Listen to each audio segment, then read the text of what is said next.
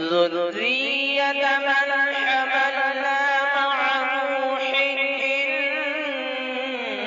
إنه كان عبدا شكورا. بسم اللہ الرحمن الرحیم. میرے بھائی اور بزرگوں، مدرسوں کی ضرورت اور اہمیت کیا ہے، اس کو ہم اور آپ اس طرح سمجھ سکتے ہیں کہ ہمارے ہی اس ملک میں بہت سارے وہ علاقے بھی ہیں جہاں مکتب نہیں ہے، مدرسے نہیں ہیں، لیکن مسلمان وہاں آباد ہیں اور ان کو صحیح طریقے سے کلمہ پڑھنا بھی نہیں آتا.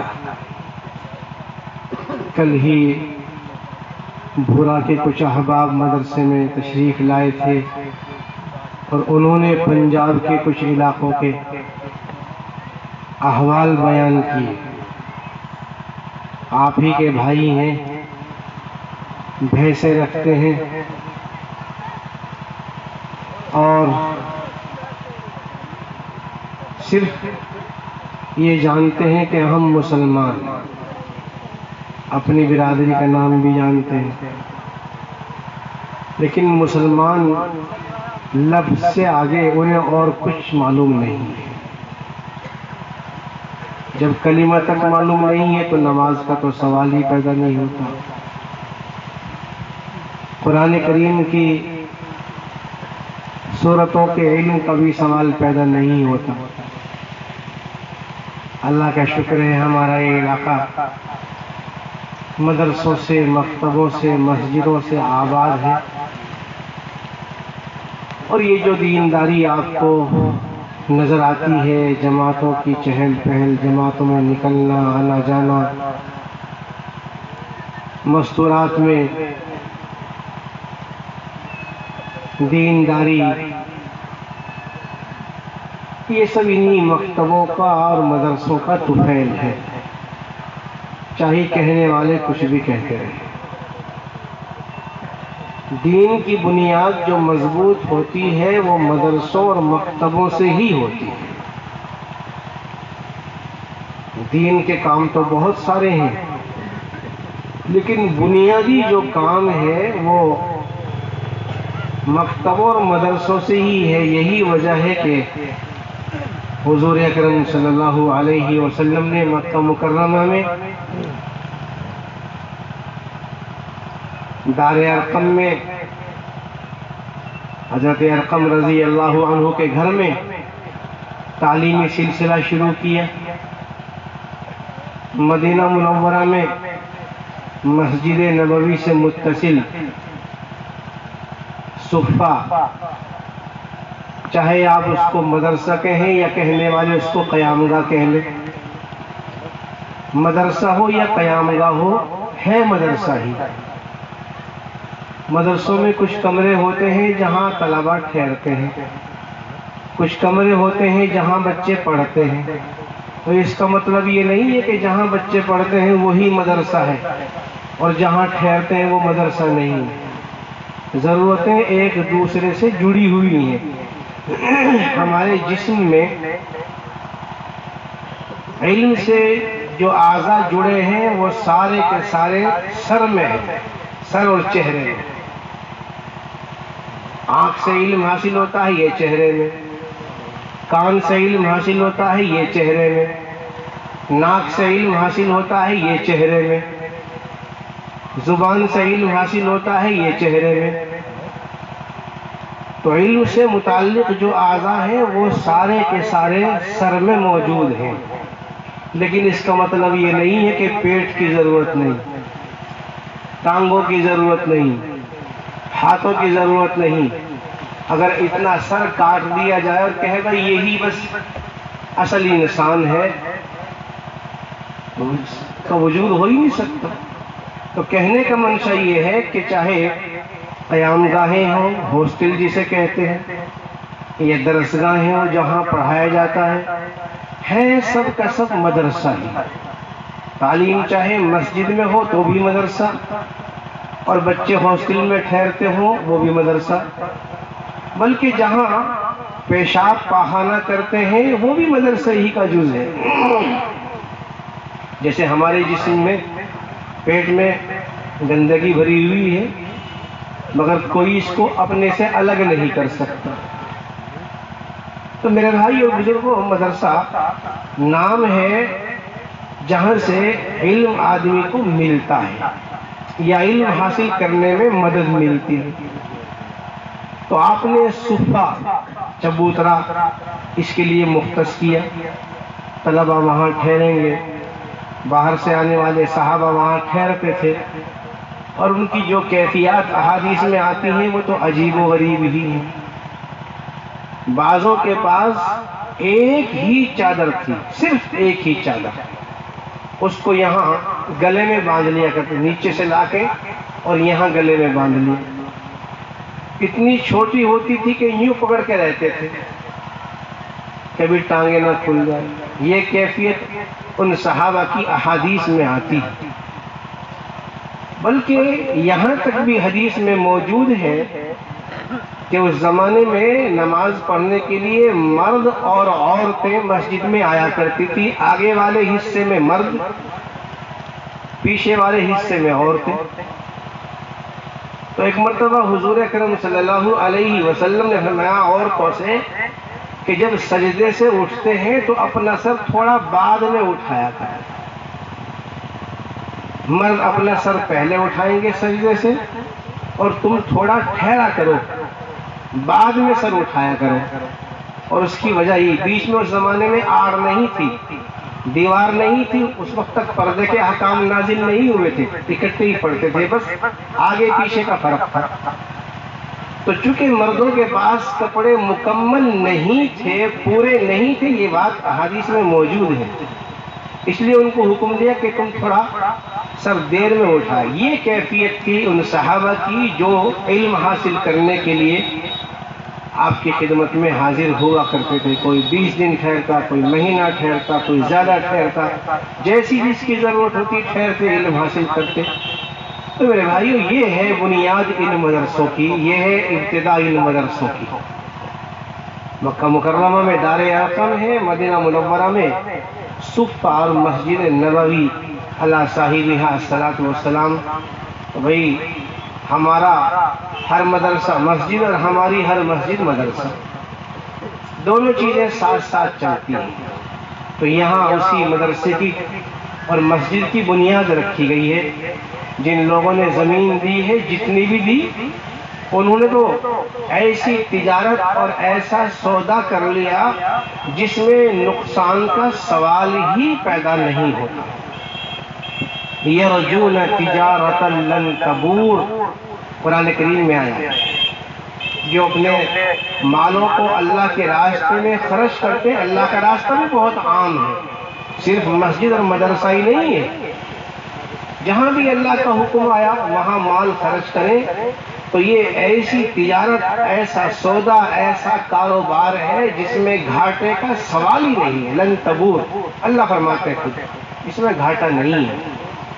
تو جن لوگوں نے زمین دی ہے ان کا تو سودا پکا ہو ہی گیا ہے، لیکن ہمارے وہ بھائی جو اس میں شریک ہو رہے ہیں، ظاہر ہے کہ سب اس حیثیت میں نہیں ہوتے، تو جو شریک ہو رہے ہیں اینٹوں کے ذریعے سے، روپیوں کے ذریعے سے، کوئی 5000، کوئی 8000، ماشاءاللہ ہمارے بچے نے 8000، 5000، کئی بھائیوں نے اینٹیں لکھوائی ہیں، یہ سب اسی تجارت میں شرکت ہے۔ بعض کمپنی کہتے ہی ہیں شرکت والوں، کمپنی کہتے ہی ہیں اسے جس میں بہت سارے لوگ شریک ہوں، اسی کا نام کمپنی ہوتا ہے۔ تو یہ تو کمپنی ہے، یہ کوئی ایک آدمی کی ذاتی چیز نہیں ہے، اس میں تو سب شریک رہیں گے، اب بھی شریک ہوئے ہیں، آگے بھی شریک رہیں گے، اور شرکت سے ہی یہ کام چلتا بھی ہے، اور اچھا بھی وہی ہے جس میں سب کی شرکت ہو۔ نہ معلوم کس اللہ کے بندے کا عمل اللہ قبول فرما لے اور اس کی برکت سے سب کا قبول ہو جائے۔ ایسے واقعات بھی موجود ہیں، تفصیل کا موقع نہیں ہے، حضرت مولانا نے الحمدللہ روشنی ڈال دی ہے بہت ساری باتوں پر، آپ کا جلسہ چل رہا ہے پہلے سے۔ تو بھائی اس وقت تو آپ حضرات کو جو جمع کیا گیا، سب سے بڑی بات یہ ہے کہ یہ آپ حضرات کے مشورے سے ہو رہا ہے۔ جو چیز مشورے سے ہوتی ہے وہ کامیاب ہوتی ہے، یہ صفت ہے صحابہ رضی اللہ عنہم کی، اور حضور اکرم صلی اللہ علیہ وسلم کو اس کا حکم بھی دیا گیا ہے، وَشَاوِرْهُمْ فِي الْأَمْرِ اور وَأَمْرُهُمْ شُورَىٰ بَيْنَهُمْ، دونوں باتیں قرآن کریم میں آئی ہیں۔ مشورے سے کام کرو، سب کو ساتھ لے کر چلو، اسی میں فائدہ۔ کچھ لوگ تو کہتے ہیں سب کا ساتھ سب کا وکاس، وہ فضول باتیں ہیں، لیکن یہاں بات پکی گارنٹی کی ہے، یہاں سب کا ساتھ ہے اور انشاءاللہ سب کے لیے دنیا اور آخرت کا وکاس بھی ہے۔ وہاں صرف دنیا کے وکاس کی باتیں ہوتی ہیں، یہاں آخرت کا وکاس بھی ہے، آخرت کی ترقی بھی ہے، آخرت کی کامیابی بھی ہے انشاءاللہ۔ تو یہ بڑی ہمیں کامیابی نظر آ رہی ہے کہ آپ حضرات یہاں تشریف فرما۔ حاجی ادریس صاحب نظر نہیں آ رہے؟ اچھا، اللہ شفا کا فرما دے۔ تو بھائی یہ مشورے سے، ہاں ان کے حکم سے ہی تاریخ کی بات ہوئی تھی، تو یہ سب کی شرکت ہے، اور سب کی شرکت کا مطلب ہے انشاءاللہ کامیابی۔ تو امید ہے انشاءاللہ یہ کام آگے بڑھتا رہے گا، جیسے دنیا کا نظام ہے کہ اللہ تعالیٰ نے بھی آسمان زمین کو باوجود طاقت قدرت ہونے کے 6 دن میں بنایا، باوجود طاقت قدرت ہونے کے۔ وہ چاہتا تو پل بھر میں یہ سب بنا سکتا تھا، لیکن قرآن کریم میں اس کی بھی تفصیل موجود ہے۔ 2 دن میں آسمان بنائے، 2 دن میں زمین بنائی، پھر زمینوں میں پہاڑ، درخت، چشمے وغیرہ 2 دن میں جاری کیے۔ یہ اللہ کا نظام ہے، تو تدریج کے ساتھ آہستہ آہستہ ہی کام ہوگا اور ہوتا رہے گا، بس شرط یہ ہے کہ اخلاص ہو۔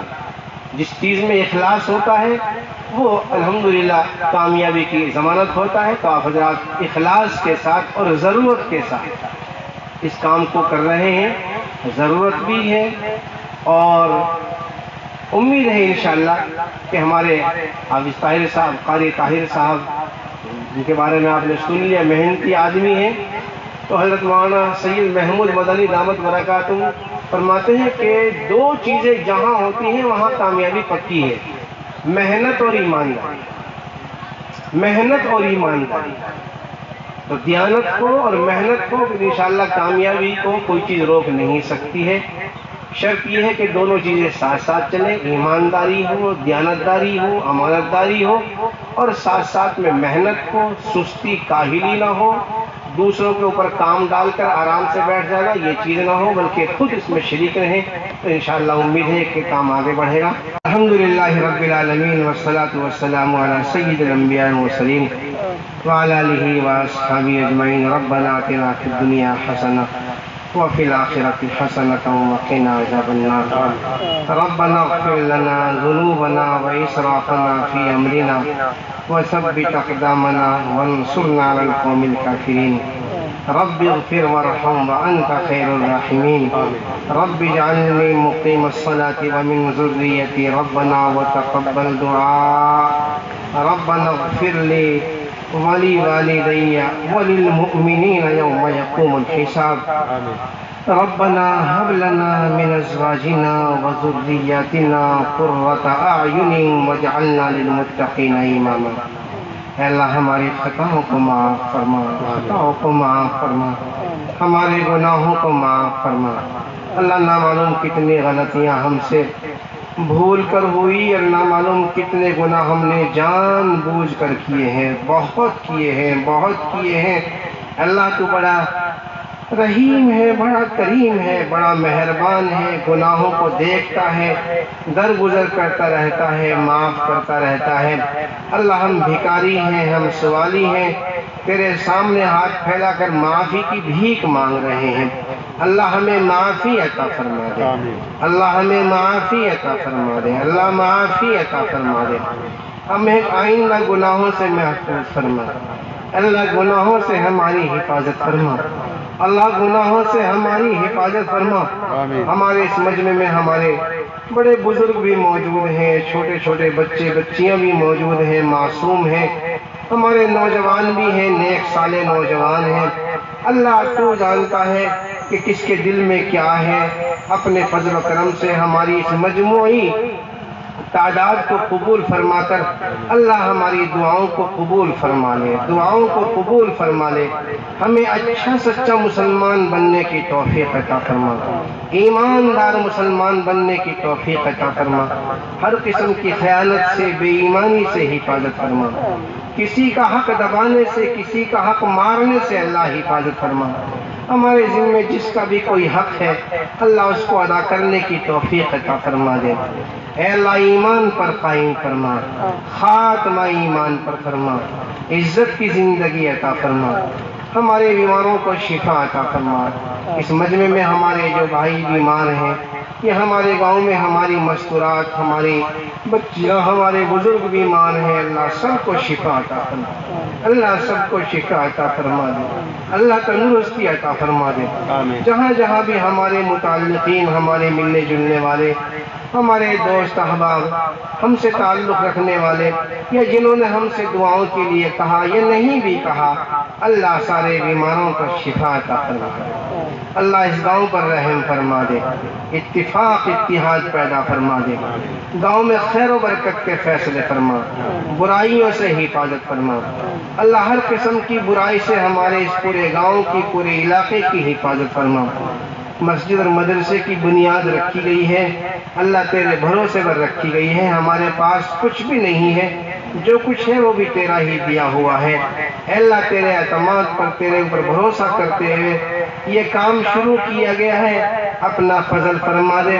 اللہ شروعات ہم نے کی ہے، تکمیل پورا کرنا تیرے قبضے میں ہے، اللہ آسان فرما دے، اللہ آسان فرما دے، مسجد کی تعمیر بھی آسان فرما دے، مدرسے کی تعمیر بھی آسان فرما دے، اور قیامت تک مدرسے اور مسجد کو اللہ آباد فرما دے، مسجد کو نمازیوں سے، جماعتوں سے آباد فرما، مدرسے کو پڑھنے پڑھانے والوں سے آباد فرما۔ جو ہمارے بھائی حصہ لے چکے ہیں، جنہوں نے وعدے کیے ہیں یا جن کے ارادے ہیں ان تک بات نہیں پہنچی یا پہنچی ہے لیکن ابھی ارادہ نہیں کیا، اللہ سب کو اس میں قبول فرما لے، شرکت کی توفیق عطا فرما دے، جزائے خیر عطا فرما دے۔ جنہوں نے اپنے بزرگوں کے ایصال ثواب کی نیت کی ہے اللہ مغفرت کے فیصلے فرما دے، ہمارے تمام بزرگوں کی مغفرت فرما دے، ہماری آنے والی نسلوں کی حفاظت فرما، ملک میں امن و امان قائم فرما، ظالموں کے ظلم سے اللہ مظلوموں کی حفاظت فرما، مظلوموں کی مدد فرما، جو ظلم کر رہے ہیں، زیادتیاں کر رہے ہیں یا ان کے منصوبے ہیں ظلم و زیادتیاں کرنے کے، اللہ تیرے قبضے میں تو ہدایت بھی ہے، ہدایت نصیب فرما دے، ہدایت ان کی قسمت میں نہیں ہے، اللہ ان کے ظلم کا ان کو اے اللہ عبرتناک عذاب اے اللہ ان کو چکھا دے، اور ظلم سے ان کو باز رہنے کی توفیق عطا فرما دے۔ جہاں جہاں بھی مظلوم ہیں، کمزور ہیں، مظلوموں کے کمزوروں کی مدد فرما دے، ہماری دعاؤں کو اپنے فضل و کرم سے قبول فرما۔ سبحان ربک رب العزت عما یصفون وسلام علی المرسلین والحمد للہ۔